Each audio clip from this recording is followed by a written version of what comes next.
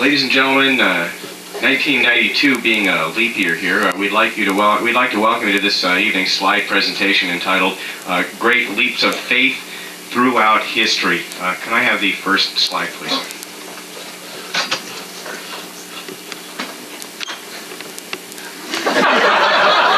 Yes, to honor these brave souls which took great risks, ladies and gentlemen, man discovers gravity. May I have the next slide, please?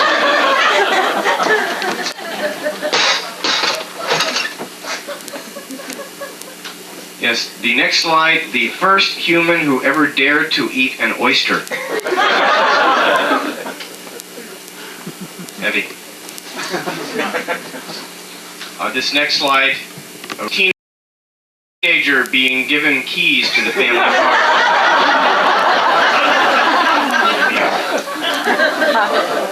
Any of you own cars? Hey.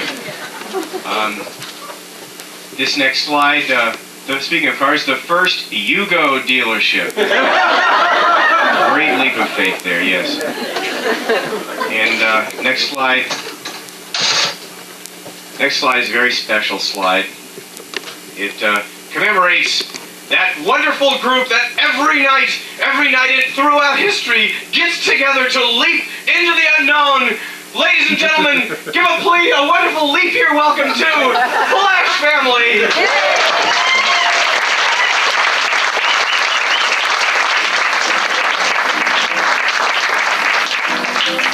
And that completes the scripted portion of tonight's show. You can tell how long we spent on it. On behalf of Flash Family, I'd like to welcome you to our 4th show out of 6 in the January-February run. We're here for another 2 Saturday nights, and hopefully you'll go home and tell your friends after you've seen the show to come on down. We do improvisational theater. And just to make sure that I'm not explaining to a bunch of experts, how many have never seen improvisational theater? Okay. Actually, just a few though. Most of you have been to improv of some sort or another. How many have seen improv but never seen Flash Family? Okay, a little larger group. I would guess that the rules are very similar wherever you've seen it though. Basically, everything we do from now on will be based in some way or another on a suggestion we get from you. We're going to come to you with questions. Sometimes it'll be a single item like a color. Sometimes it'll be a concept or a location. For instance, we may come to you and say, how did you get to the theater tonight? You came in a what? Grand car. And every one of those would be correct. And the one that would get used is the one we heard first. Because as you're yelling out, some of them will be clear to us and some aren't. So you really have to pronounce it clearly and then also maybe loudly. For instance, we might come to you and say, in the attic today you found a Toilet. Trunk. toilet, a trunk, and we would take that and run with it. Where, we're not sure. That's what the show is all about. To start out the evening, for our first piece, what I need is the suggestion of say, a subject matter that you would prefer you knew more about. Brain tissue. Brain tissue, thank you. And what's something that you wish you'd had more time to study in school? Geology. Geology. Is that what you said? Geology? Geology. Got it. Thank you. When you were a kid, what's something you were real interested in? Mice. Mice? Mice. Thank you. What is something you no longer, if ever, believed in? Sex. Sex.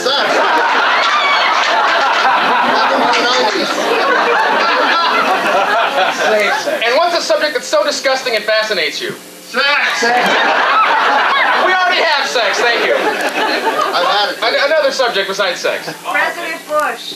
Politics and President Bush. Politics, thank you. And to conduct this piece, our musician Joe Paulino.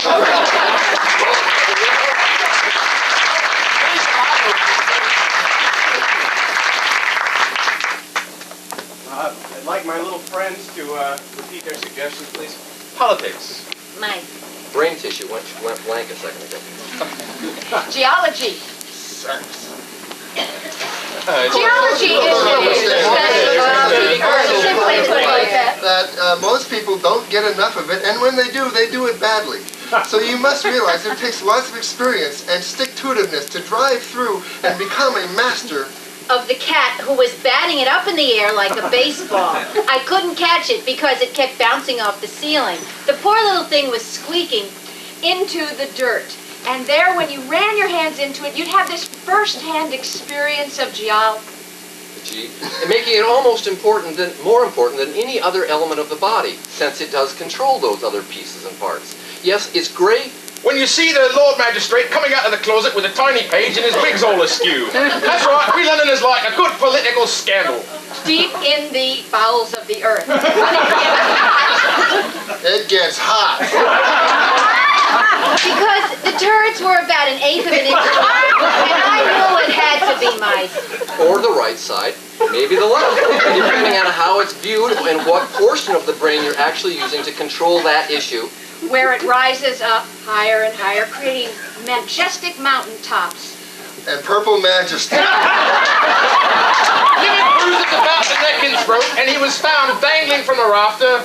Just like the poor mouse who climbed up the clock and got its tail caught in a crevice, opening up as the earth shifted. Now the Badly wrinkled portions of it can be considered extra brain. It's not a smooth surface, but one that is Hairy and needs depilatory at least once a month. And sometimes the man can be seen with the topless girl on page 2 and of when you're starting to move, and geology starts to change. Politics. The dirtier it is, the more fun it is. Mice can be nice. gray, a bland color, but not a bland subject. And geology changes every moment of the day. Sex. The dirtier it is, the more fun it is.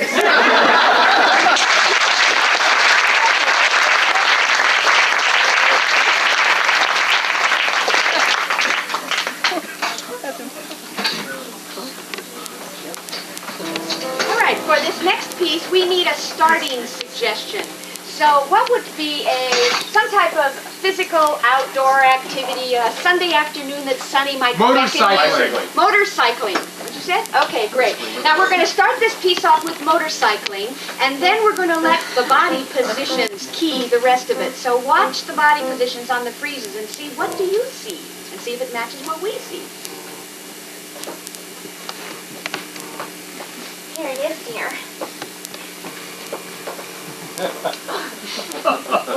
Allow me to. You call this a motorcycle?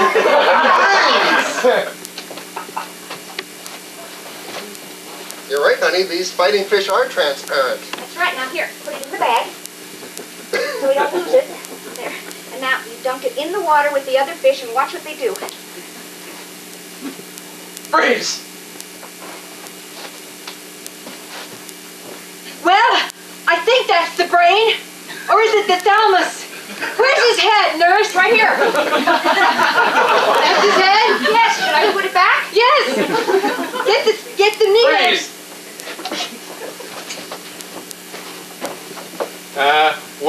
Okay, what does it say in the book when I've got the hoop lit and the tiger is snarling at me?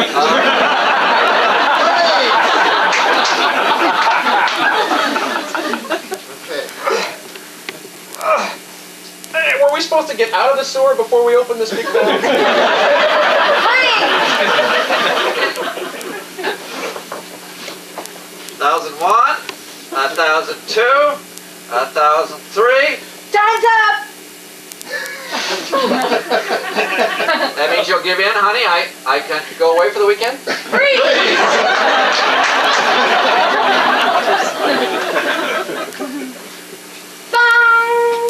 Yes, master. What can I do for you? I'd like dinner for 8, set with crystal and lace tablecloths. I'd like a little champagne over rocks tonight just for a change. So we can kill some of those nasty bubbles. Freeze! Yes, honey, I love your new secret.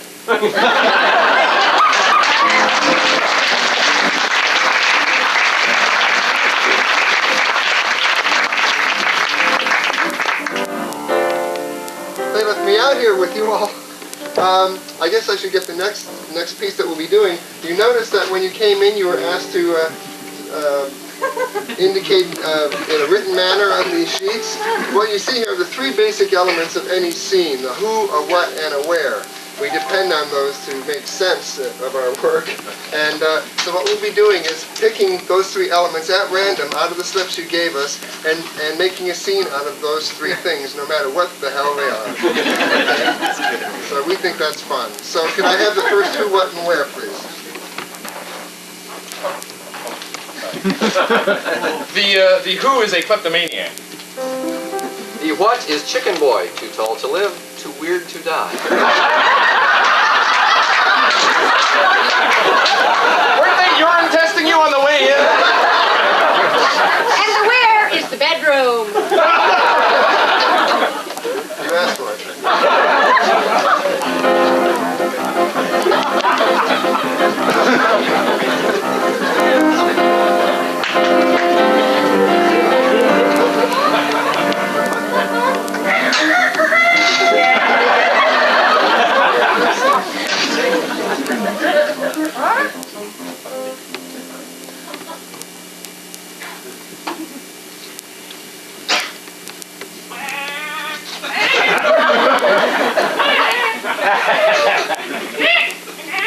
Please?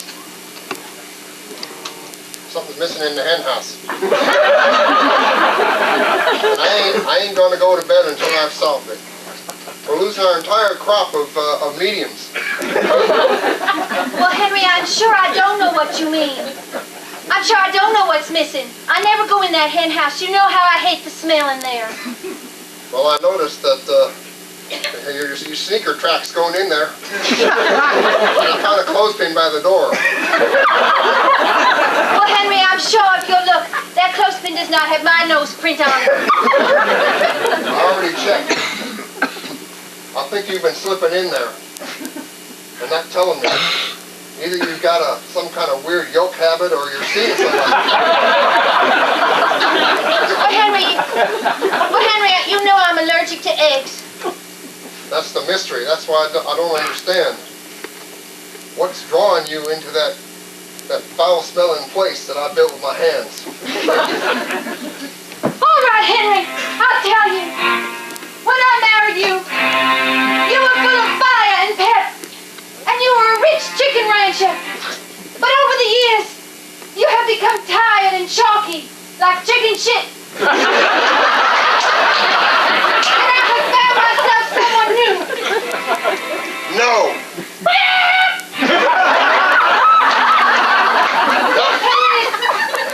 Chicken boy!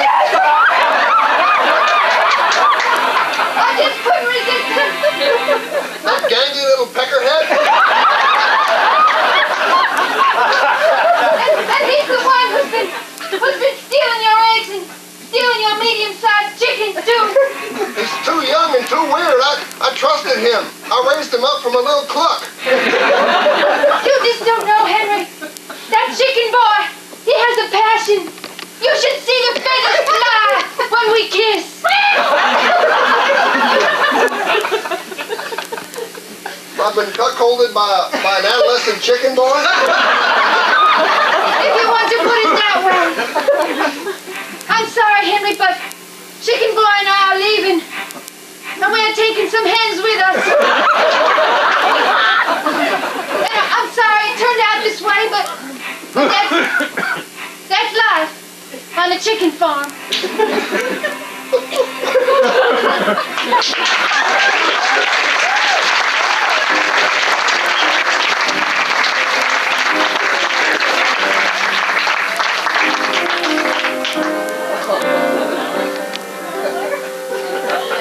Mix them up again. I'm willing to bet for a moment you doubted when I read that suggestion. I sure did. This time, who is a sea otter? The where is Munich, Germany. And, of course, the what is jarring pickled pig's feet. Thank you.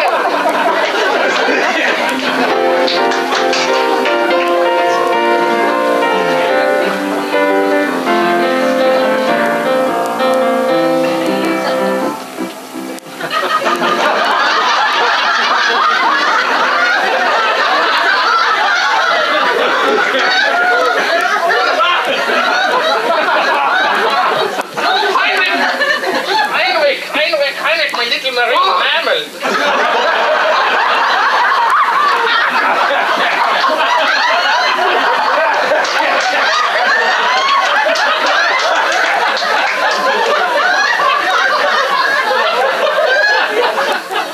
You know you're my little third water-repelling Liebchen.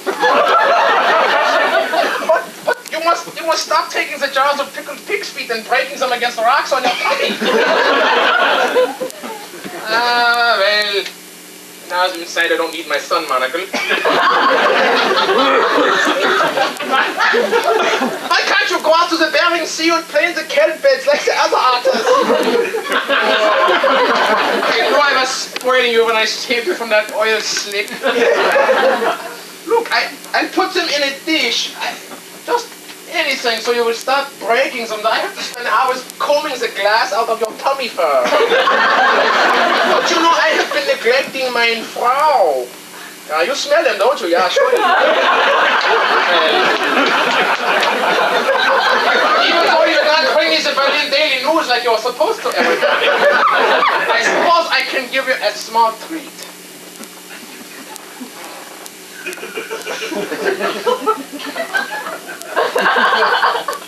All right. Very rich. No, I'm not going to peel them and feed them to you. God in heaven, you are a spoiled little animal. I put them on your tummy, you pretend they're abalone, and you eat them. And I used to think your frolicking was charming. You're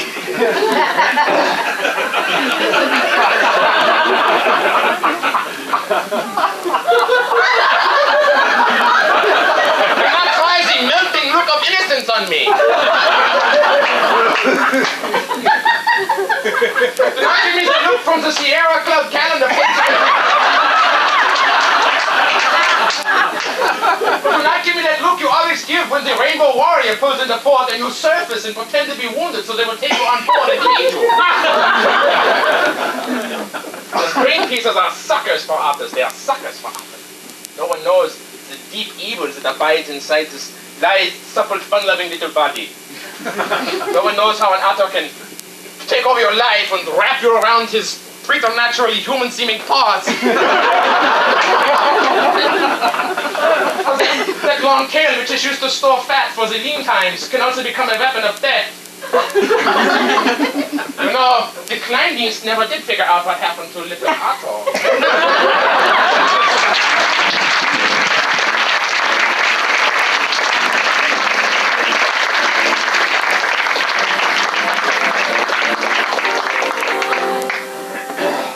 Okay. We believe in the Holy Trinity, so we're going for a third one here.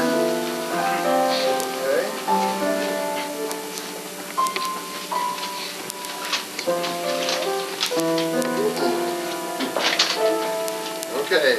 You guys are great. These are wonderful. And we can read them. It's Nice. in mixed company. Okay, the where we have a Harlem nightclub. The what is watching paint dry. And the who is a very shy person.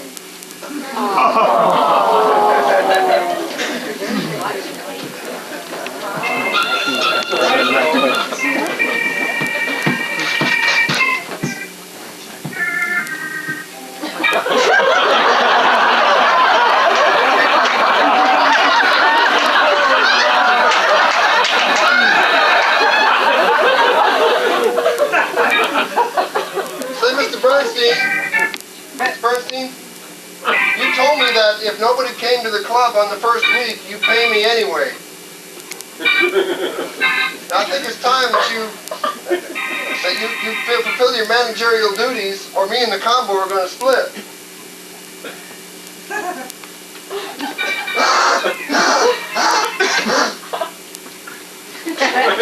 Mr. Bernstein, you can write it off on your taxes.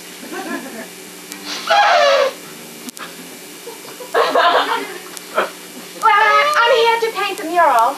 Which wall will it be? I think you better check with Mr. Bernstein. I don't know if he wants to spend any more money yet. He wants this one done. I have to read the nonverbal language. I'm very good at that being an artist. I'm very visual. Mr. Bernstein, you don't pay us before you make a mural up there, we're going to splatter something up there you don't want to see.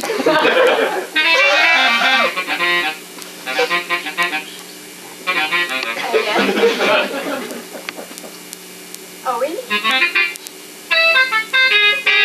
It's your mark, Mr. Bernstein.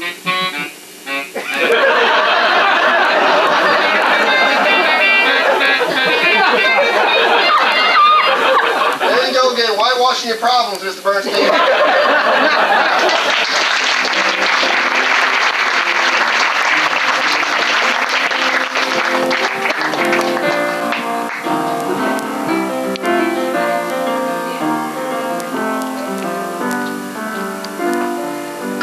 San Francisco Francophiles. I'm so excited you could come tonight. As you know from the flyer I sent out last week, we have a very famous French ballad singer and songwriter here tonight. I met Jean-Max Bouton in Paris last year. It was at a small cafe on the left bank. I was eating couscous. He was smoking Gaulois. And our eyes met, and I knew that I would someday bring him to San Francisco to sing for us. He is here tonight. Would you welcome, please, Jean-Max Bouton?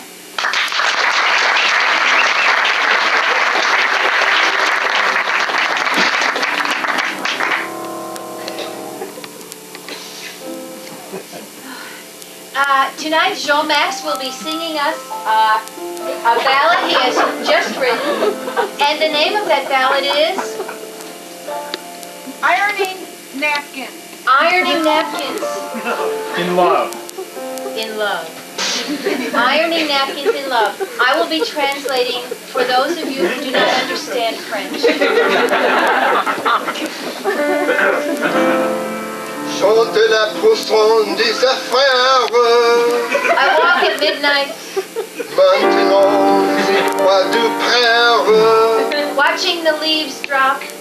Répondu, Mazarin, du croising, froisure. On the bridge across the Seine. Addition, tu patours, zadiquanze. My tears fall into the river. Allons doucement, zénith, baroudaises. There are no lights on. Pas le temps, des camises, oiseaux. The city is dim.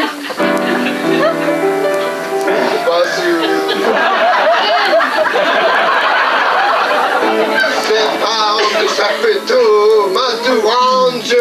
My memories are like stale baguettes. C'est pas des accords oiseaux, wawa. My blood runs like cheap wine. Du chapiteau, Citroën Peugeot. I miss you so much. Citroën Peugeot. My soul is wrinkled. Zaki Mazo. Where is your love? C'est pas le temps que Sylvia te sait. You are gone. Assez grandi, Zakato. Aïe aïe aïe. My soul is wrinkled and you do not come to iron it. My heart is wrinkled too. Your love would iron it. Like a linen napkin. Left on a dirty table. After a dinner for two. The crumbs of your love are all that's left. The napkins are crumbled. My heart is rumbled. You are gone. You are gone.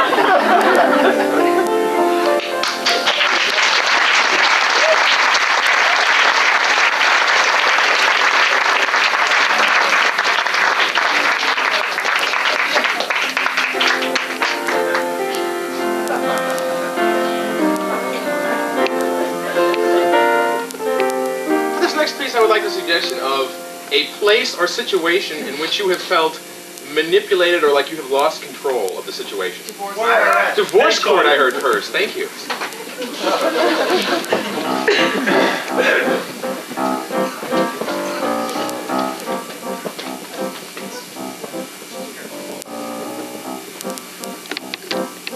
Sheila flounced across the courtroom, exhibiting those physical characteristics which made her so attractive to the opposite sex. She riffled through her court reporter's belongings and began setting up her stenotype for the coming session. She minced across the room into the chair and then flounced her pert buttocks down into it. Yes. Bernard opened the door tentatively and poked his head in inquisitively, gazing around till his eyes locked on me, and then they lit up. And then a sad look crossed his face. Depression overcame his body. He started to pull out, shook his head, and as boldly as he could master in his nerdy way, walked over to me.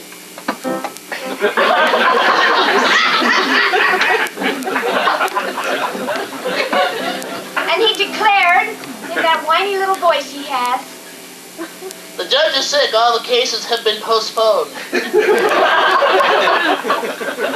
that grin crossed his face that seemed to just kind of float and hang and not settle any place. His hands kind of rifled in his pockets, looking for something to hold on to. He pulled them out suddenly and touched me very gently on the shoulder.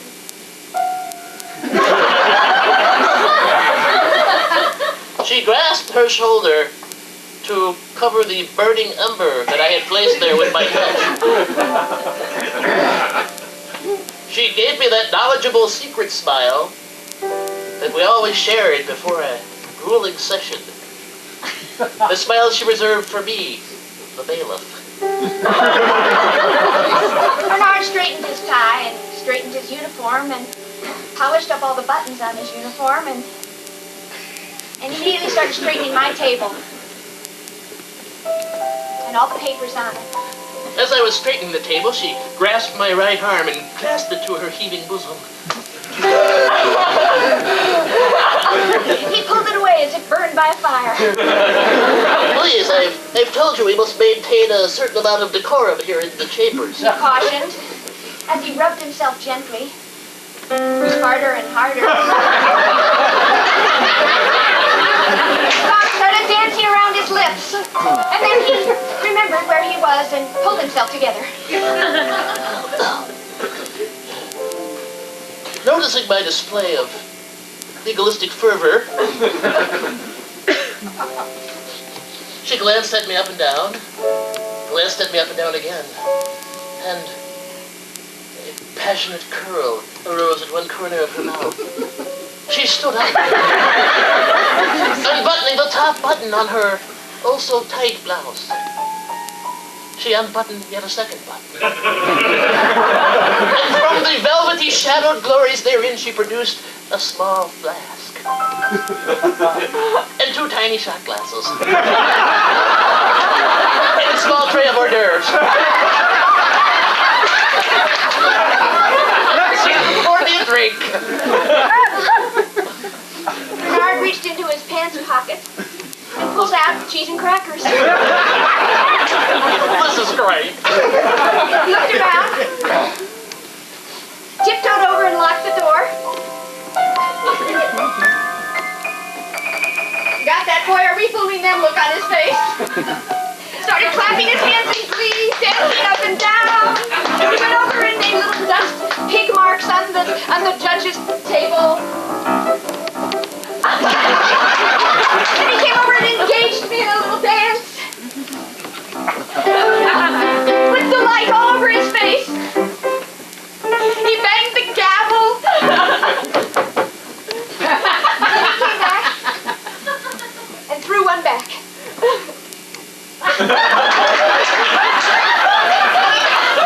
Wow, that stuff's got a kick to it. Oh, the luscious Miss Persephone threw one back also, and then threw another back. In fact, she threw 6 back in rapid succession. Then she grabbed me around the neck and began applying an oscular embrace to my foremost mouthful region.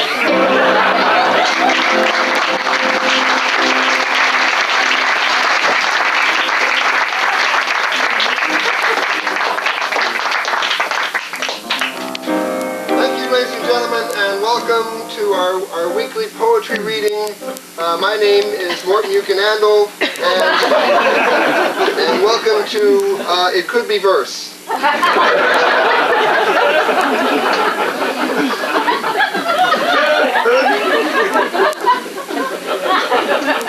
We're thinking of changing the title. Anyway, as you know, those of you who've been supporting us for these many months, you know that what we have here tonight is what we call lay poets. Not poets who are full-time poets, although I don't know any, but poets who have other jobs and are the voice of their profession and speak out with anger and rage and delight at the job that they have. We've gotten 3 of those people to come here and inspire us this evening, and I know, looking at your program, that you can easily tell me what those occupations are. Mechanical engineer. Say again? Gynecologist. Gynecologist? Tree surgeon. Okay, those are the 3. Now let me just write them down. Gynecologist. Something that started with an M? Insurance agent. Oh, yeah, I. It's in the same alphabet. Yeah. Tree surgeon. And tree surgeon. Thank you very much. Well, it just so happens we have the man we know as Mr. Gynecology in this area. It's Dr. Sal Hepatica. Please bring him out.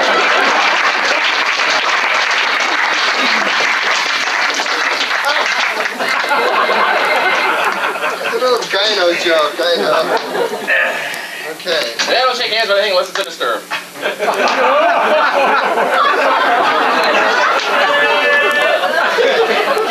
And secondly, we have our insurance agent, Delphine Regalia. Let's have a hand for her.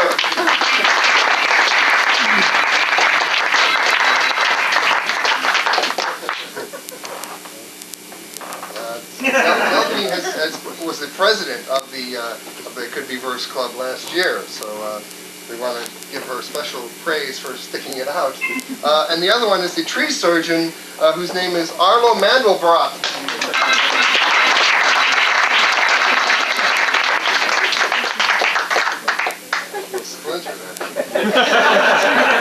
Anyway, they're all here to share their creativity, and again, now some of these poems are my favorites, so we want to start off with Mr. Hepatica and do his most famous poem about gynecology entitled Belly dancing. Something Dancing? Belly dancing. Belly Dancing. Thank you very much, Mr. Hepatica.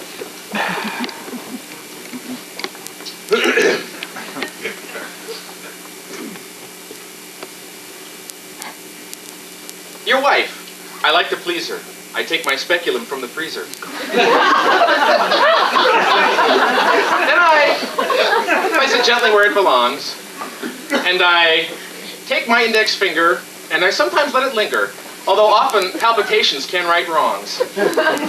I like to locate nodules, and sometimes little fibroids, but most of all, I mostly like to play.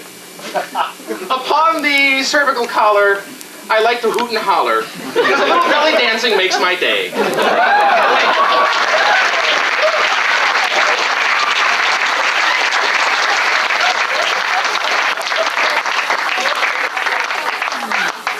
I know we all enjoyed that poem. We certainly hope his malpractice problems clear up very soon. Secondly, we have Delphine, again, past president, an insurance agent, doing her poem entitled Fraud. Fraud. Frogs? Fraud. Fraud. Same thing.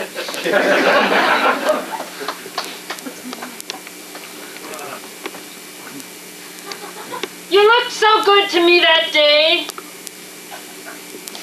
I put myself right in your way. I said, hey, big fella, look at me. Don't look at her. Don't look at the tree. I'm here. I'm yours.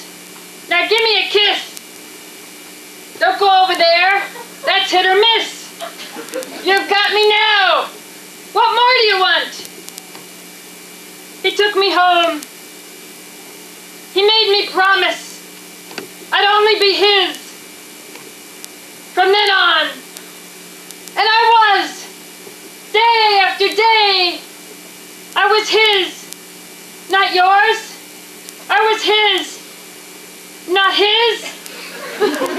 I was his. Alone. I was his at home. He promised me the moon. He promised me the stars. He never got that far. He was a fraud, you see. He'll take you because he took me. He took me for a ride, that's all it was. He took me for a ride. And he left me no pride. He left me at home crying alone. He left me nothing but a scrap and a bone. He wasn't a very good agent, you see. He left me alone with myself and me. So don't listen to him. He's a fraud. Don't listen to him. He's not a god. He's just a man. Like you out there. He's just a man. With not much hair. So when you see him walking down the street, don't go over. Don't try to meet him. Because he's just a fraud. He'll treat you mean. He's just a fraud. Stay in between the other buildings.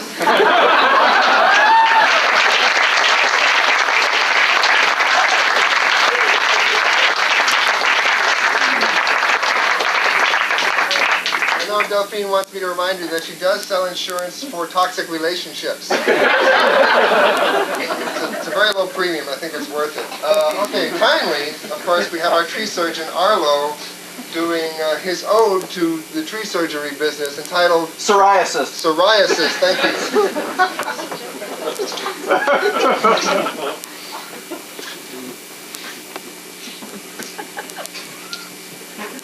Remember when you look out your window and you see some scaly bark, that it might be home to some tufted lark.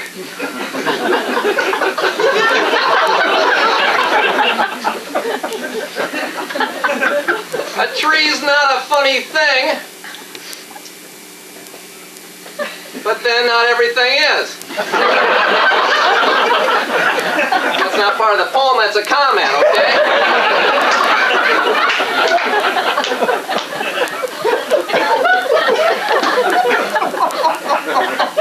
All creatures, big and small, including those that grow quite tall, are deemed important in God's scheme and shouldn't be treated mean.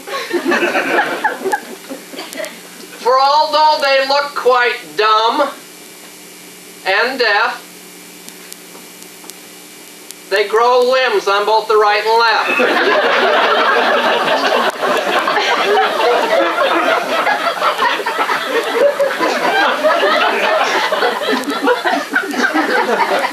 And it's by their roots, trunks, and leaves that we have ecology.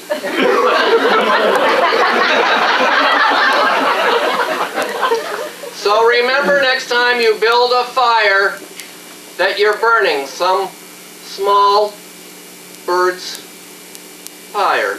And that he might no longer have a home and be left in the skies to roam. For what you saw as ugly bark is the skin of some distant lark who needs now a new place to sleep.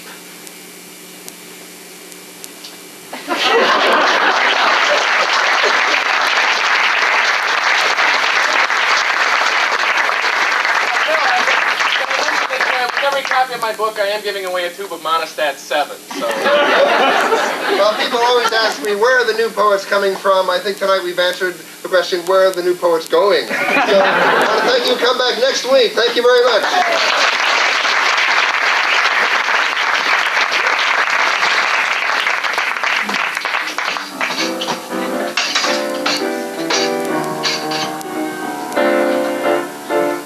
And now I need a variety of suggestions. from many of you. I need emotion. Here. Greed. Okay, hate. I heard greed in the back. Jealousy. Jealousy. Frisky. Melancholy. Tension. Frisky. Hatred. Tension. You can say them faster and I can write them. Hope. Hope. Anger. Hatred. Okay. Sorrow. Anger. Apathy. Sorrow. Ecstasy. Lust. What was that one over here? Apathy. Apathy. Paranoia. The ever popular lust. Who, me? Paranoia. You talking to me? Yeah, maybe. What was that one? Guilt. Guilt. Okay, a couple others. Ambivalence. Ambivalence. Despair. Maybe, maybe not. Anal Despair. Anal retentive.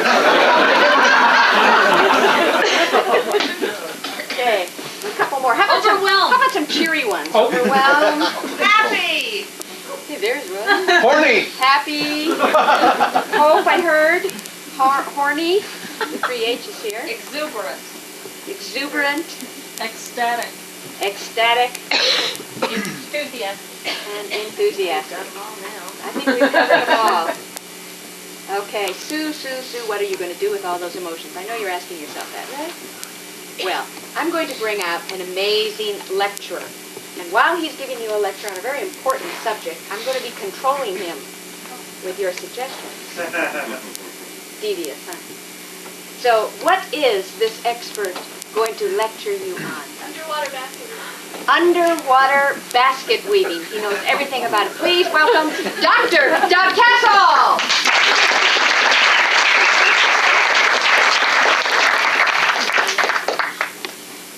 Thank you very much. I know that you all have subscribed to this lecture series and have been waiting to come to my lecture on underwater basket weaving because you need a career change, don't you? Your life is not working. People are being laid off all the time. The big corporations are just cutting throats all over the place just because they want the almighty buck. Well, I'm here to say Ambivalence. something. I don't know what it is. I'm here to say, screw you, but if you give me a job, I'd love it, you know. So I think Guilt. I had to do something, you know. My mother paid for my education, and I had to come up with something, so I came up with basket weaving. Isn't that wonderful? And I was like, I fell in the ocean. Anal retentive. And I got very wet. I lost the crease in my tie. I lost the cleft in my chin. Ecstasy. Which was great because now everybody says, you know, you look like Kirk Douglas. It was exciting that I didn't look like anybody famous anymore. Tension. And that's when I realized I was nobody. I had to get a job. I had to make this thing work. I got Paranoid. I got reeds. I got them from anywhere I could. I stole them. I think I stole one from you. I'm not sure. I just stole all these reeds and I started weaving them together before anybody saw what I was doing because they'd steal it, those cockers. So, Overwhelmed. I made like 5,000 baskets in one weekend. Oh my God! My fingers were like gnarled to the quick, and they tasted really good too. That sort of lacquered smell. Lust. And I said, I want you. I want you. I need you. Sorrow. And it didn't say anything back. Because baskets can't talk. Frisky. I've been alone too long. So I went out to the beach, and it was a wonderful foggy day on Ocean Beach. And I threw the baskets out in the water to soak them a little bit. And they sunk. Melancholy. They sunk right to the bottom. And I couldn't find them for hours, and I searched and searched. Despair. And then I said, screw it. Because once you send a basket out, it never comes back. No gratitude on a basket, I'll tell you. So I made some more, and I tried to make them underwater so I wouldn't lose them. And I thought, this is stupid. This is really terrible. Well, there's more to life than underwater basket weaving. Enthusiastic. And I couldn't think of anything. And I thought, well, there's a decision made right now. And so I said, this is it. This is my calling. This is what I'm supposed to be. I need to share with you the world. Ecstatic. I And for $500, you can take my seminar. Jealousy. And, or you can take Fritz's. Thank you, Dr.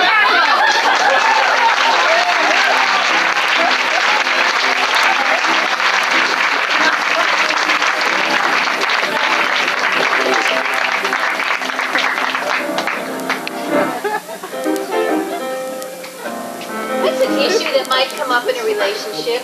Money. Money. Thank you.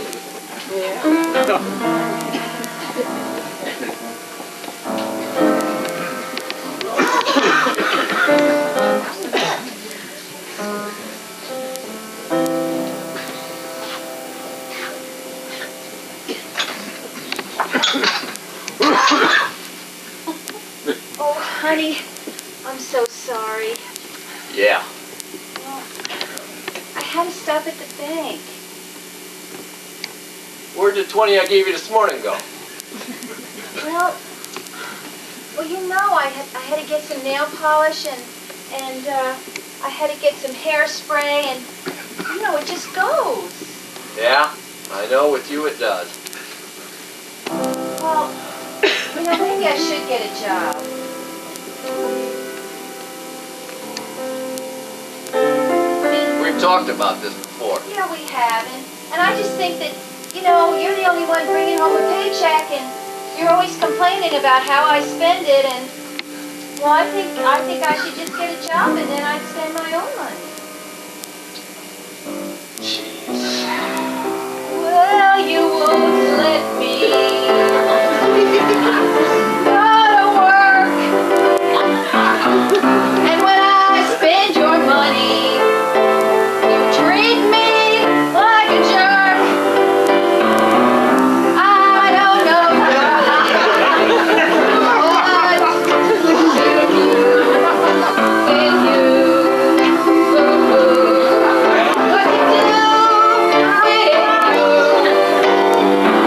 I don't want you to work.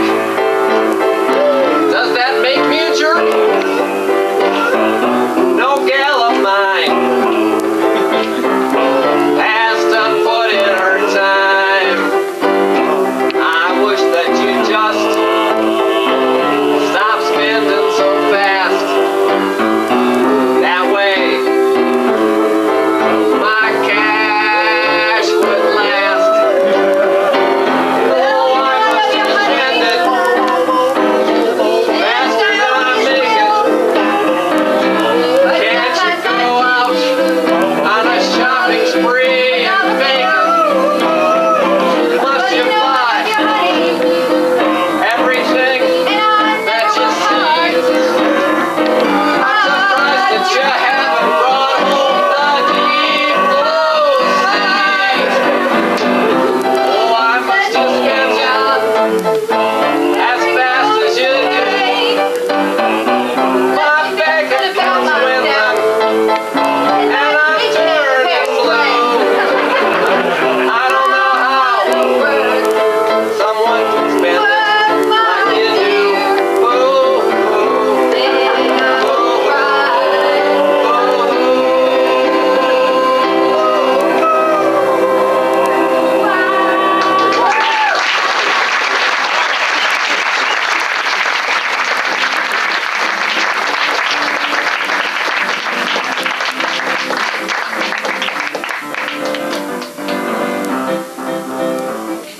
Now, imagine yourself with a group of very dear friends, and it's kind of raining out, and you know the rec room's all clear. What is something you want to do? Nude massage. Nude massage. See, you said that? Thank you.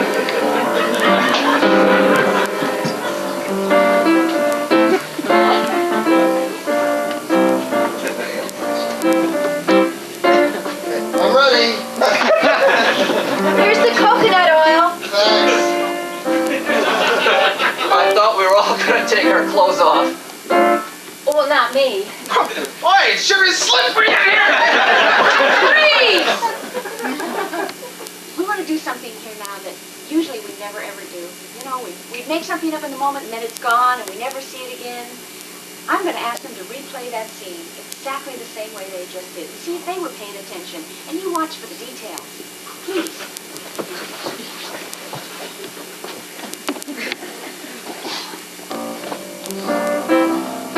Well, I'm ready. I've got the coconut oil. Thanks. I thought we were all going to take our clothes off. Not me. Boy, sure is slippery in here! Freeze! Did they do it? Yeah.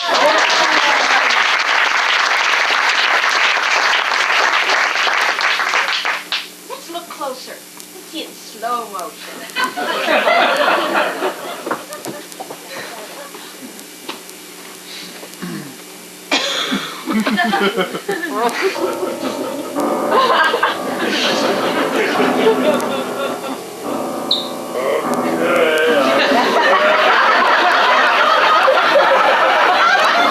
I've got the coconut oil.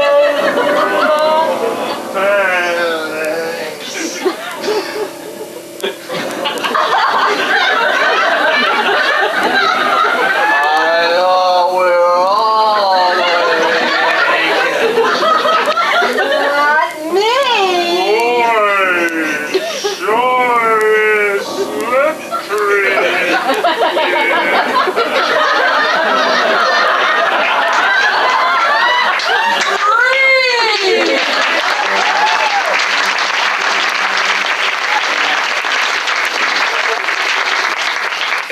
The same scene with a little twist on it. What's a theater style? Shakespeare. Shakespeare. Thank you.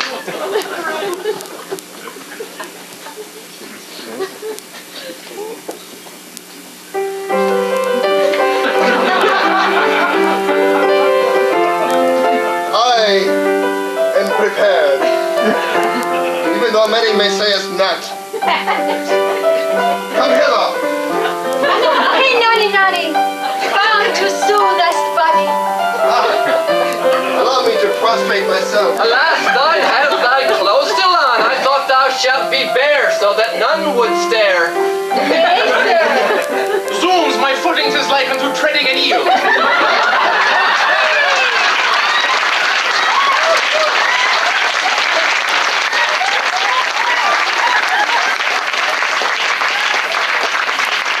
Somebody back on that side, a television style. All the family. Which is what style is that? Sitcom. Okay, sitcom.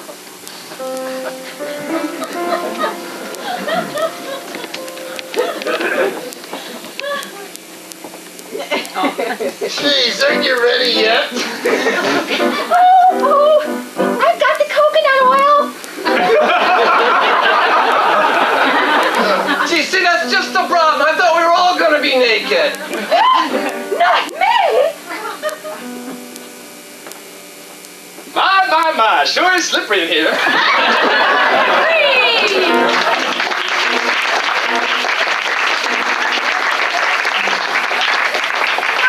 Back up over there, another theater style. Opera. What's that one? Film noir. Film noir. Okay, watch and see.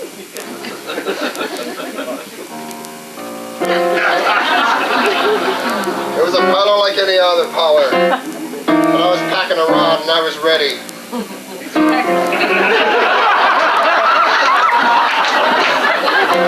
I've got the oil if you've got the time. Thanks, babe. Hey, boss, I thought we were all going to be butt naked. Not me. I trailed you here, dollface. In case you thought you could give me the slip.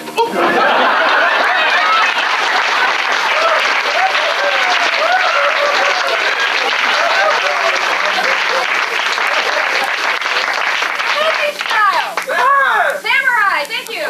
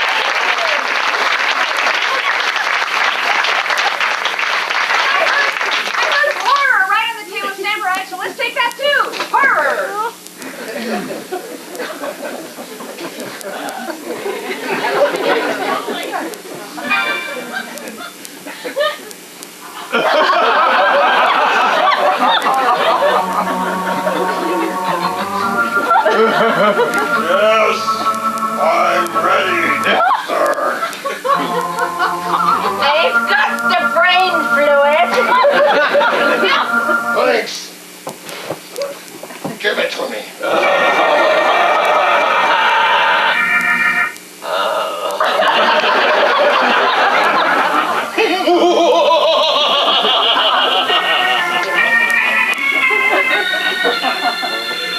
So, another illegal operation, Doctor. Well, I've brought something for you to slip in.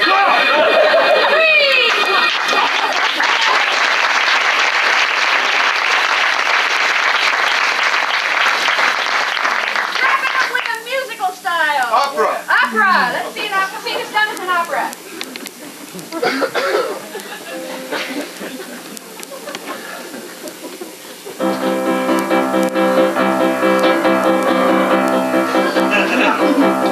I am the tenor who's ready. I am the tenor who's ready. I was born ready, born ready, born ready to meet you and get stroked. The coconut She's got oil. the coconut oil. The coconut She's got oil. the coconut I'll pour oil. it on the tender. I'll pour it on the tender. I'll Pour it on the tender, pour it on the tender.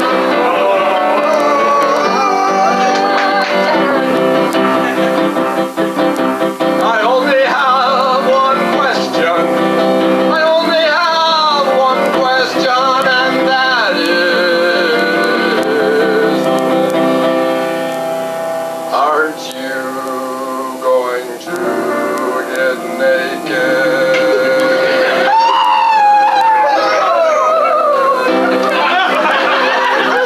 I think she should. I think she should. I think she should. I think she should. But it might be dangerous because it looks awful slippery in here. Yes, it looks awful slippery. I should go forward. It looks slippery. Should I go forward? I fall. It looks slippery. I can see I will step if she slips. I will step if she slips. I will step if she slips.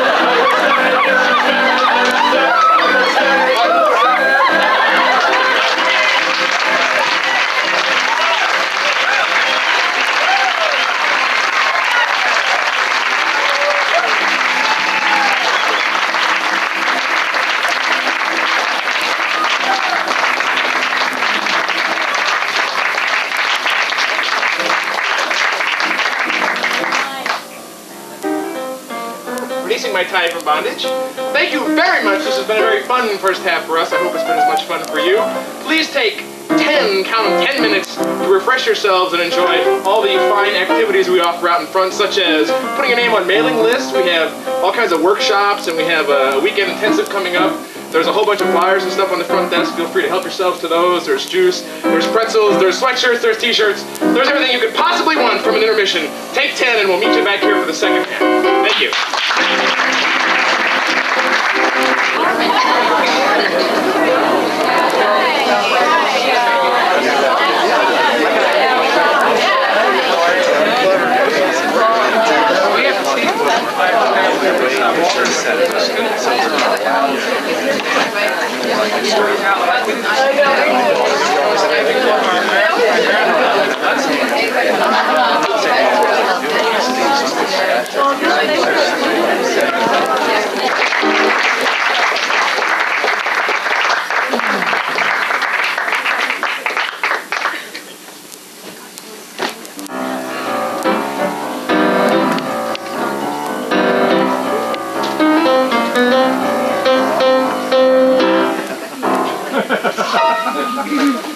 Thank you. I learned that in 8th grade dance class. Thank you.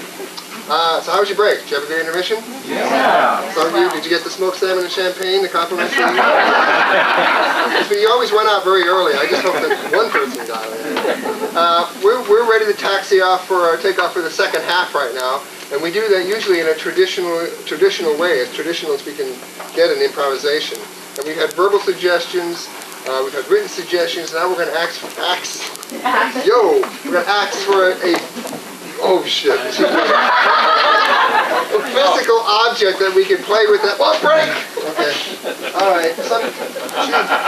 You want this back? Okay, you can do whatever you want. We're going to take as many different looks at this thing as we can.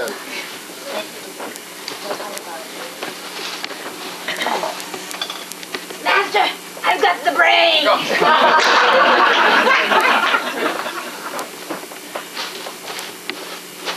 My name is John Merrick.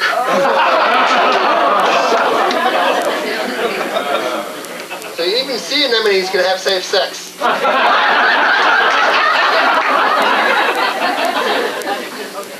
Honey, I don't even like shredded wheat. Why get the economy?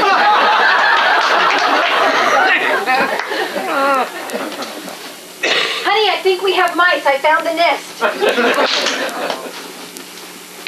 Yeah, it's al dente. Yeah. Well, 9 more years on my sentence. She loves me.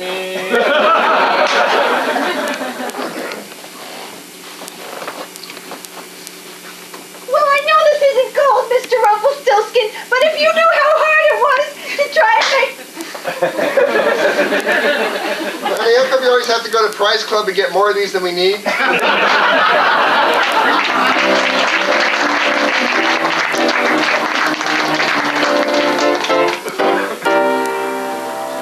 Want a witness that we handed this back? Family heirloom. Do you mind vacuuming the stage? Now we're going to tell you a group story, and you're going to help us by providing the suggestion, but let's hold off on that, and by listening very carefully for the following 3 things. I want you to listen for errors in grammar. I want you to listen for overly long pauses. And I want you to listen for needless repetitions. Now, sometimes in a story we can take a little poetic license and maybe say bow wow, or it was very, very, very dark. But if it's a repetition that you hear that you think, no, that they're just playing for time here, then you can call Zap. If you hear one of those 3 things, an overly long pause, an error in grammar, an unnecessary repetition of a word. And when you hear one of those, I want you to yell Zap as loud as you can. Let's practice. 1, 2, 3. Zap! Great. Okay. Let's bring our players out here and get some suggestions. Is it safe? I think it's safe. Let's see. What is something you might find on the beach? Shell. And, let's see. What else? What is your favorite color? Red. I heard red first. I heard red. I heard shells. And let's have a style of story. Fairy tale. A fairy tale. Red, shells, and a fairy tale. I will conduct.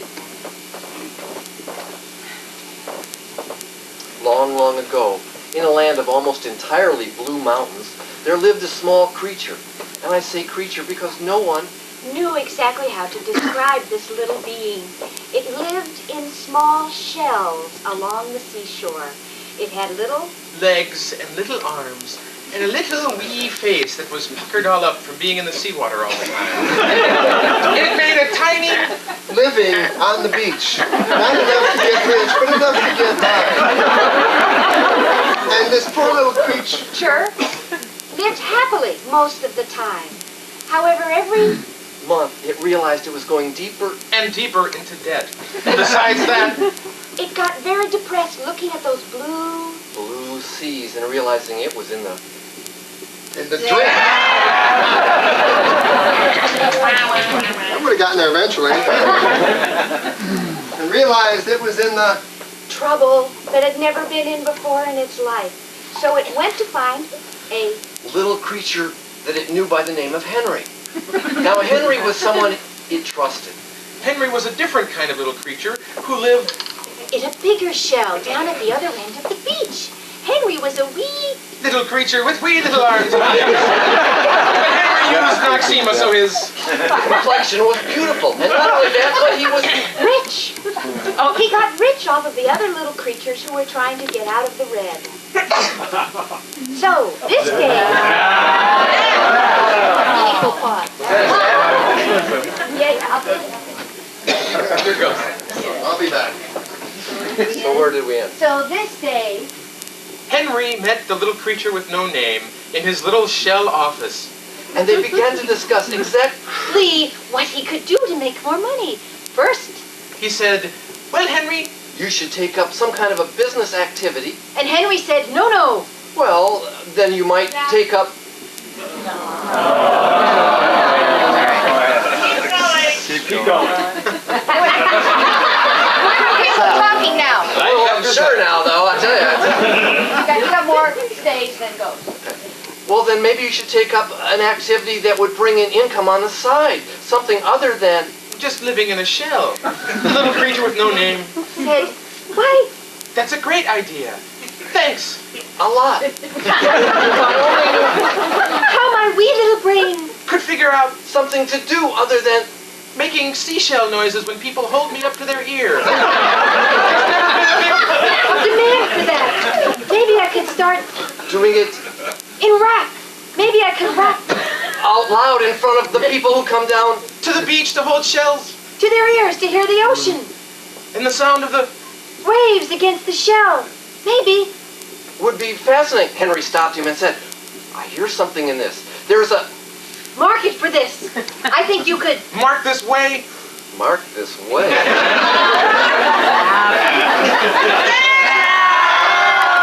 I had no idea where you were headed or what. Well, come back to me and I'll tell you.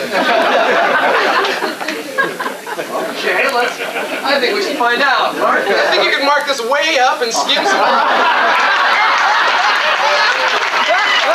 Make a free patch and do it all over and go for 1K. I'm only as rich as I.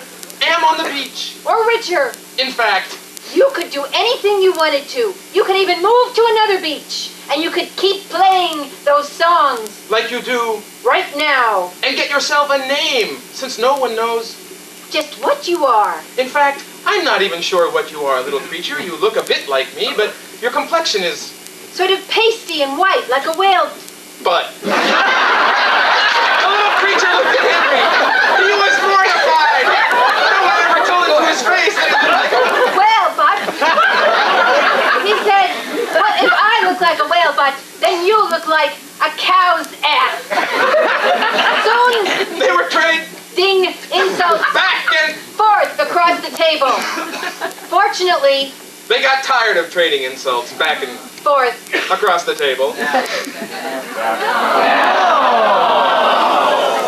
No, keep going. How many zaps? No. Not enough zaps. I'm not sure where we were. Across the table? And they decided to become friends. They did become friends. And even Better than that, they became partners business partners. in a small shell Refinery. where tiny shell noises and sold them in bottles. Because there was a market for this, you see. People were dying To hear real shell songs. As they listened to the shell songs, they put the shells up to their ear, and heard the sound of the waves crashing. against the shore in rap music. The inner city kids had never been to a beach, and they were amazed to hear this tiny shell sound. Going ka-boom, ka-boom, ka-boom, ka-boom, ka-boom, ka-boom, ka-boom. Ka-ka-ka-boom. It was an amazing thing. And they even started To bring them home to their teachers and parents and the other kids who owned guns and sold. oh. They were soon so I think we need to reach some agreement here. Back in the front are watching different programs or something. Was that a zap or was it a zap? That was a zap. No, now wait a minute. Okay, all those who zapped, a hand please. And all those who say no? No. There are a lot of uncommitted people in this room. That was a zap. I think we'll What was that? finish. Does that mean it's a singles night? There are a lot of The winner!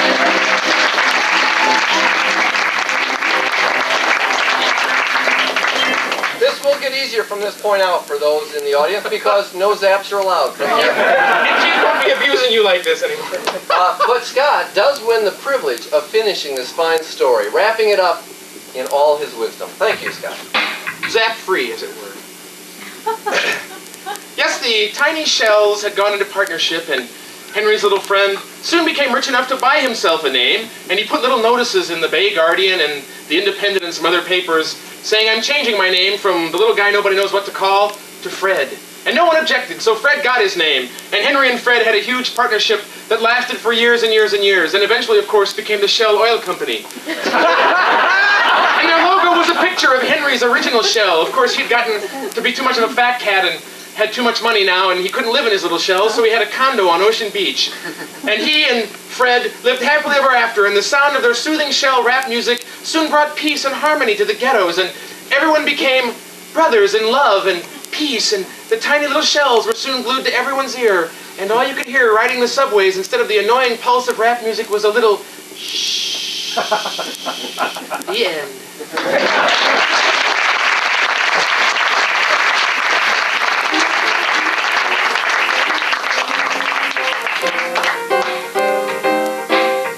I'm still here.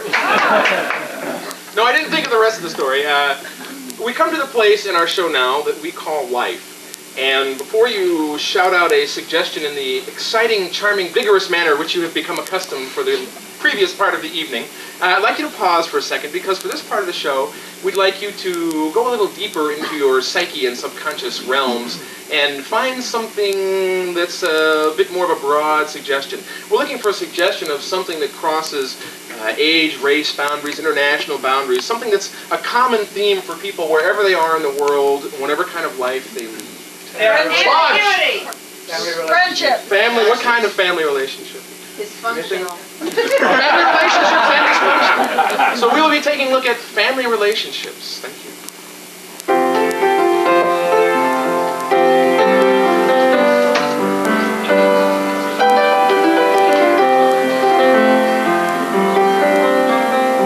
Loretta, it's 10 o'clock. I told you I was coming by to pick up the kids. I know you're in there. Hi, Dad. Hi. Is your mom letting you go? No. What? No, she said we can't go today. Get out here. Get out here. I get in trouble, Dad. I'll give you trouble. You're my kid. I love you. Get the hell out of here. You're not going to let that witch take you and keep you and make you a sissy boy. I want you right out here. Come on, we're going to the football game, man. You want to sit there and peel cucumbers all your life? Come on.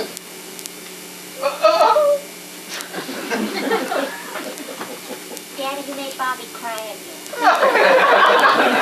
You always took your mother's side. I don't want Bobby to cry, Daddy. Mom gets mad when you make Get him your cry. butts out here. This is my day, goddammit. I want to share it with you. Dad, he didn't call in and confirm. Mom says that was your agreement. Confirm. I was in L.A. Nobody confirms in L.A.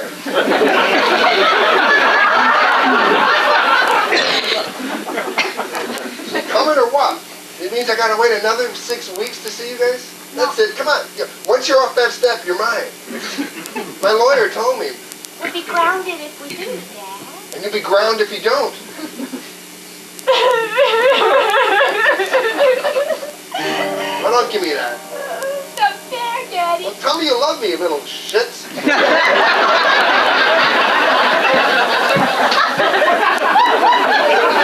talk to us this way, we're going to divorce you too, Dad. Listen, one divorce in this household is enough, okay?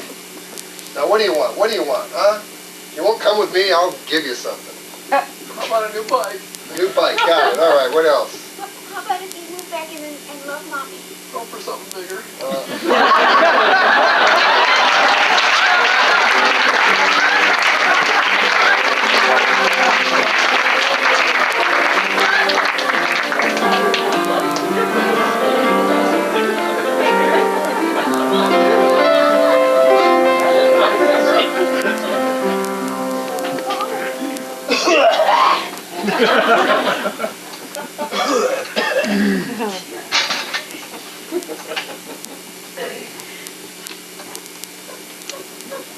Well, the dog's been at the newspaper again.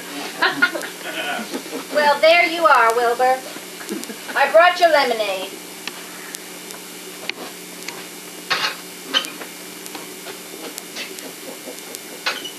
Don't be brought my lemonade. Guess what, Wilbur? I brought your lemonade. Hot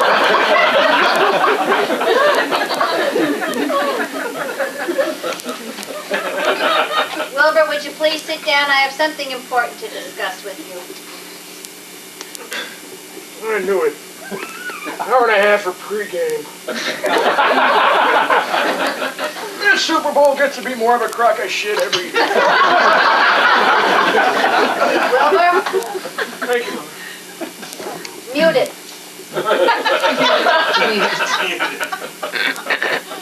Just for a minute. This must be serious, Mother. Well, it is. Now, I'm talking to you today, and I want to change your mind.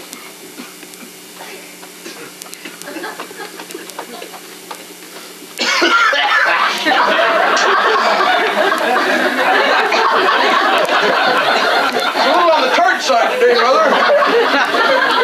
Well, you know the doctor said sugar isn't good for you. Wilbur, I think we ought to let the kids give us that anniversary party. I think you're just too intractable and stubborn, and I think, you know, we're still together, what the heck. You know, things aren't like they used to be. There's no romantic haze kind of billowing out of our ears, but you know, we've been together a lot of years now, and I think the occasion ought to be marked. Well, Want me to do that? no, I can get it. I haven't Okay. drawn blood in a couple of weeks. What do you think, honey? You know, I think this is all because we never had a honeymoon. Well- We never had a honeymoon, and we were both working, and, you know, we rented that little cold water walk up there on 42nd Avenue for what, like 3 years while you were going through law school, and nobody'd hire you because you were a woman lawyer, you know, and then I had to run the trucking business all by myself because Bobby was no good and shiftless. So we never had much, and I think this is your way of easing your pain of not having a honeymoon or something, and I don't know if, you know, and the kids are just trying to buy our love anyway, damn it. Well, no, Wilbur, no, they're not. True. I think they Ungrateful care little- about us. What? And I think we should take those tickets to Hawaii. I really do. And I'm going to tell you something, Wilbur, I never told you in those days. Some days when I would get home before you would, and I would be up there trying to fix us a little dinner, and all we could afford was parsnips and rutabagas. And I'd be there at the kitchen, scraping and scraping and scraping, and I would hear your footsteps way down on the first floor. Well, Wilbur, my heart would start racing.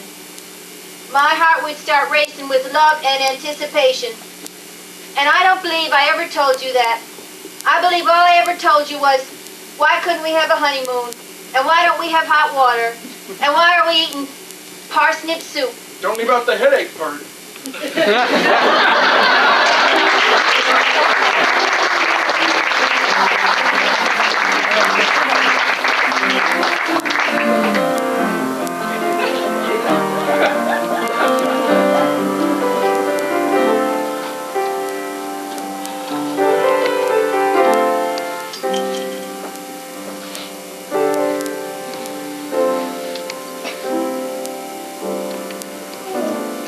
It smells good, hon. Yeah, pretty close to done. I can smell that clear from the bedroom. Woke me up. You let me sleep in. Yeah, you look like you needed it. I mean, I don't mean that in a bad way. Oh, I know. It's wonderful. Yeah, it's just about time. Oh, I am so sore. That was really a rough session last night. You're not sorry about it, I hope. No. That was fun.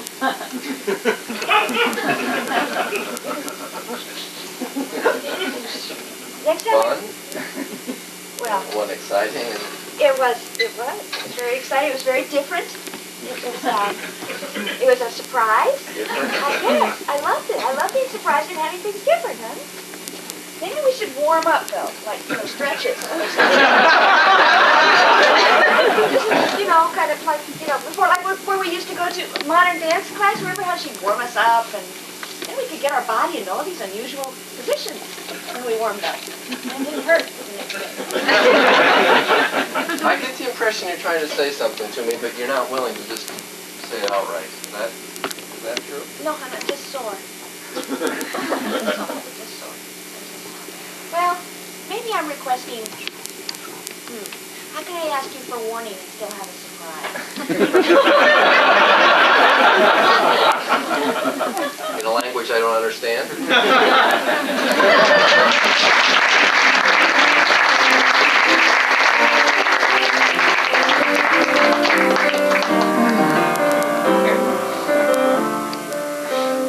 In the course of your family relationships over the last couple of weeks, what has another family member done to really piss you off? Not call. Canceled a ski trip. Oh, probably not that guy sitting next to you, is it?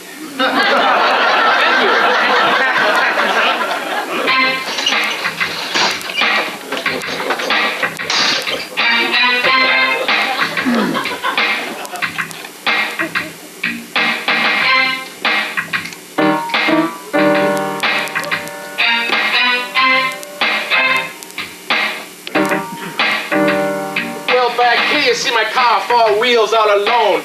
Half an hour ago, I thought I'd be gone up to the mountains to do a little shushing. Oh man, my spouse, she was dissing me when she called up and canceled that trip.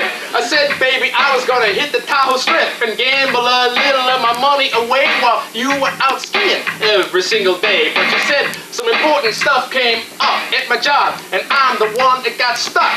Toiling overnight and on the weekend, and I said, oh baby, that job give me the bends.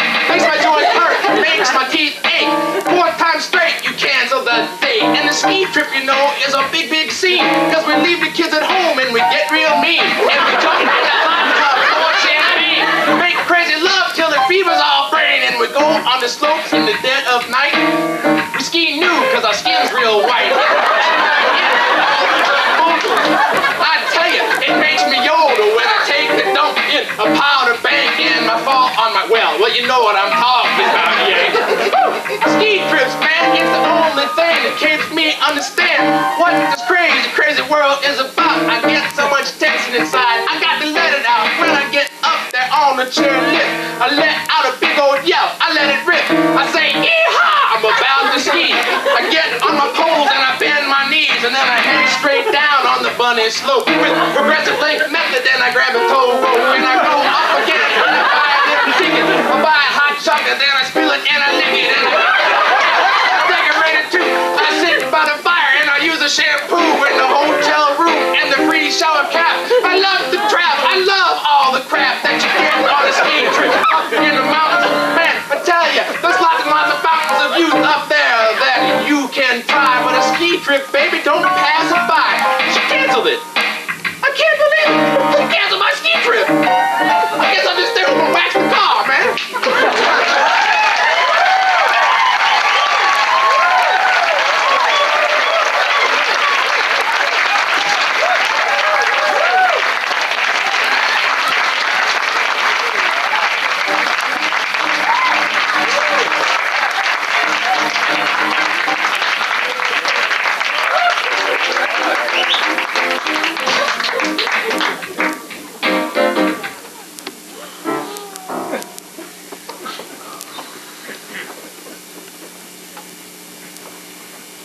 You don't mind driving, do you? No, that's okay, sweetie. Mommy's gonna drive! Mommy's gonna drive! Mommy's gonna drive! Mommy's gonna drive! Yay!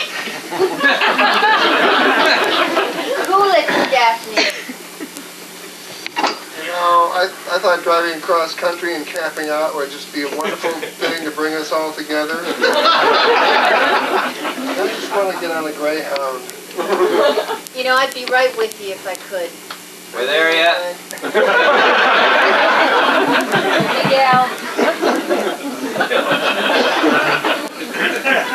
I have to sit in the back with Miguel. He's crabby. Shut up. Mom, everyone's telling me to shut up. Shut up! You know, it didn't used to be like this. When did they show up? Well, Just you and me, we About used 10 and 14 years ago. oh, like I can remember. We used to sit in the drive-ins and suck neck. Yeah. Can we open the sunroof, please? Yes. No, Stuff well, back just there. a little bit Okay, because okay, Deb. I've got like open sores on top of my head. Put your hat on. It's okay. It makes me look like a doofus. We need to stop if you don't want me to embarrass you. Miguel, I told you before we left. Well, I'm telling you now. Just hanging out the window like I do.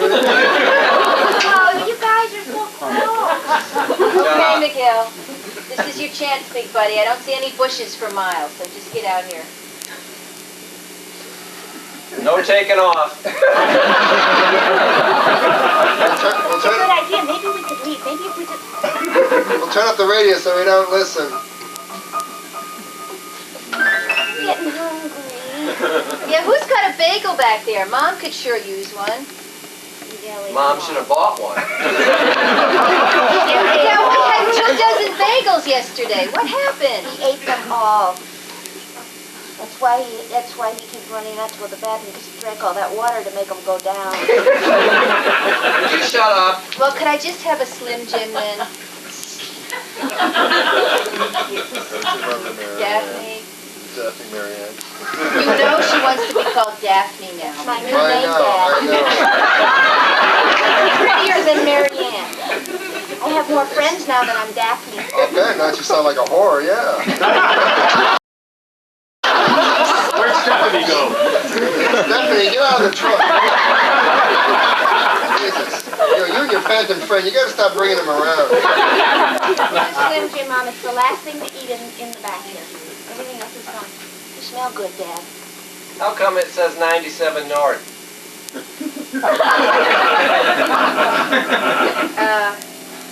Well, look at me, that's the wheel there. You gonna play?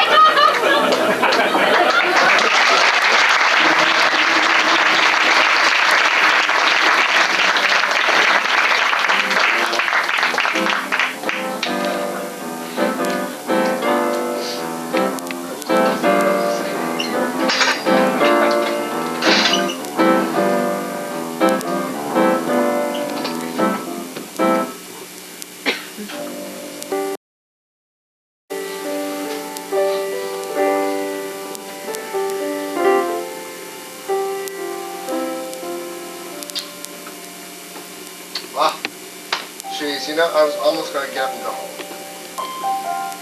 I'm glad you showed up. Have a seat. All right, well, I have to let go of the past. I just have to stay in the present, right? Right. Okay, all right, so I'm getting rid of my anger. It's going that way.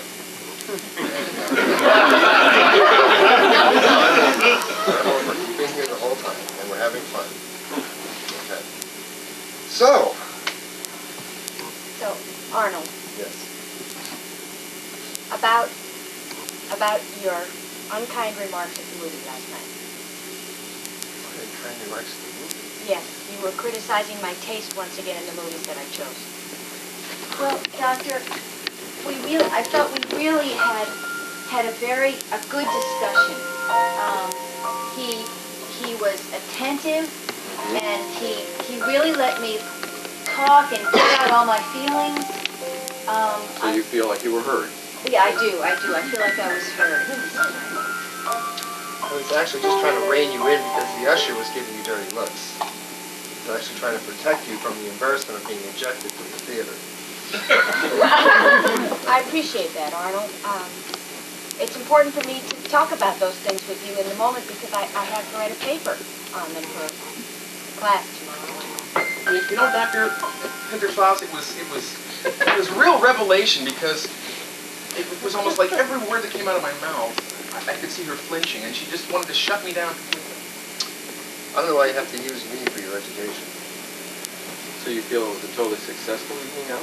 It was very successful. I mean, the movie was great, and afterwards we had this really philosophical discussion about all its meanings, and I felt like for the first time in a long time we really communicated. Shut down. You seem to have a pattern of things shutting down in your life. Shut down. When he kept screaming at the car crashes, that's when I got upset. I get very involved in movies, and you know, it's like, I react. I cry also. Although it was funny though, because she was really egging me on in the movie. I mean, we had a great time. She was, you know, whooping and hollering, and that just made me, you know, made me go crazy. It was nuts. It was like being at a Saturday matinee. I was reliving my childhood. It was wonderful. You don't mind if I smoke it, do you? Still. The old patterns didn't come up again? Well, actually, he did sort of scream during the car crashes and hide his eyes, but we got by that, and it really, we talked about it, and he said he was just probably acting like a baby. Cigarette smoke still makes you nauseous? No?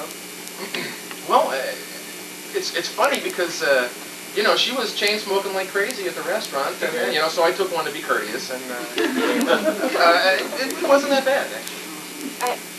I wish you would keep your commitment about quitting.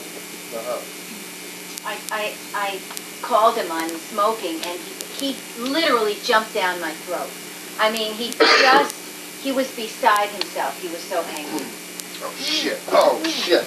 God damn it, the ash burning my pants. It's a terrible habit, I know. Being sympathetic about my dry cleaning. It was funny. For some reason, that smoking that cigarette was almost like made me want her more. I mean, I got really hot for her. I was practically dancing around right out of my pants. So you feel it was a completely neutral experience? It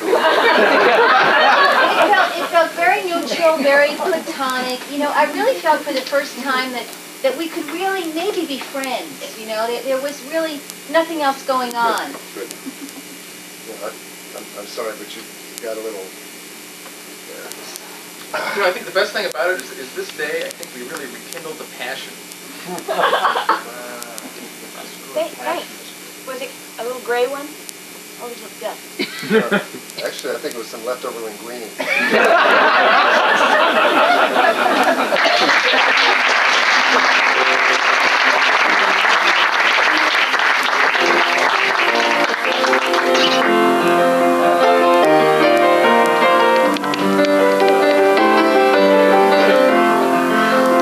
What's a situation where your family finds themselves in pretty regularly? Barbecues. At barbecues. Thank you.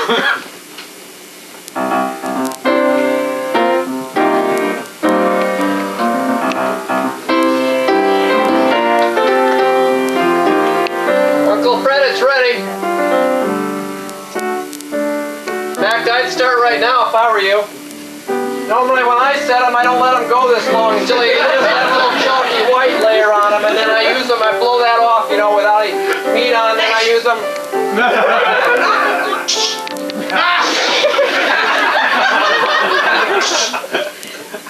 Like that?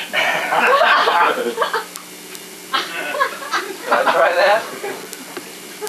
Oh, you never let me do anything around here. Oh, hell, boy, I was going to let you till you started whining. Oh, you should trim some of the more of that fat off. That's pretty thick still on that one end, and if you cut it, just... There,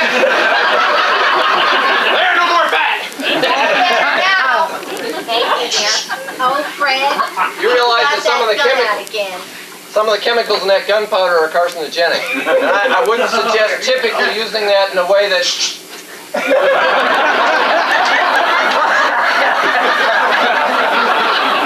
How do you want your steaks, boy? Not blowing apart. Not ready? You know, if you line those up with the tall bottles at the right and then work their way down, then when you get the stuff running down the side, you can pick it all up with one towel. That way, everything's laid out. Here, boy, try a biscuit! All right. Homer, I think that's a wonderful idea. You know what? Every single penny we all saved to put that boy through college has paid off. You know, the 9-grain biscuits are even better. Those buns, the ones with the big nuts, where it hasn't been completely... I prefer a 30-grain shell. I declare, I think you know more about anything in the world. Everything and anything. Don't you think so? My son. You should be right proud of I am so proud of this boy. And damn it, that's what I wanted to talk to you about. Fred. The boy knows so damn much. How come he's living in our garage? Well, typically speaking, by living in your garage, I'm saving enough money on a regular basis. Shut up! Where's my gun?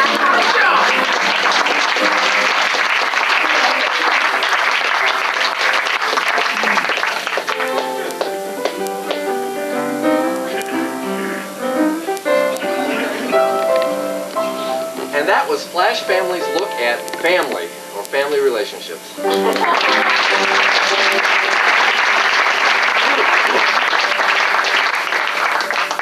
And for the last piece of the evening, could I have something that others might find depressing but gives you a lift? Death. Death?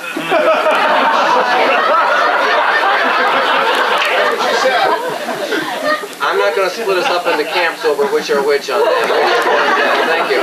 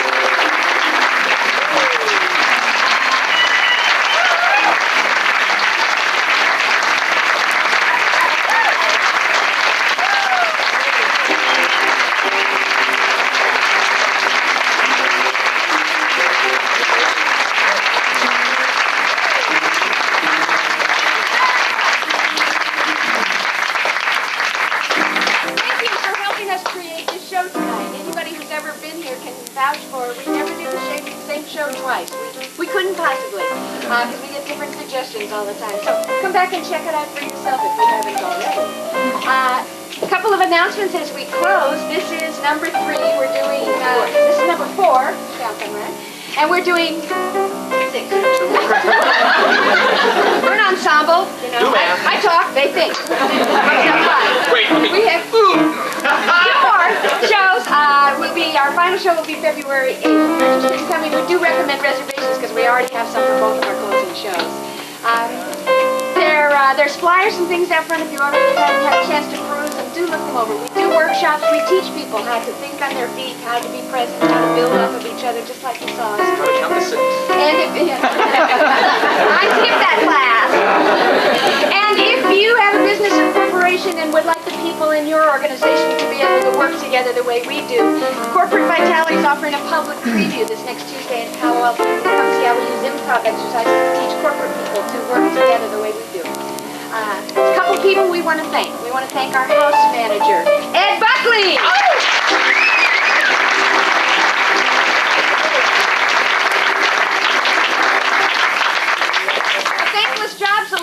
time, our camera guy, Ron Kelly.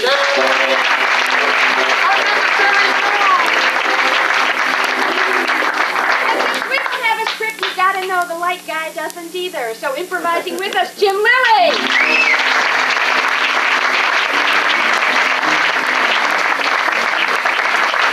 And our one-man Magic Fingers Orchestra, Mr. Joe Paulino.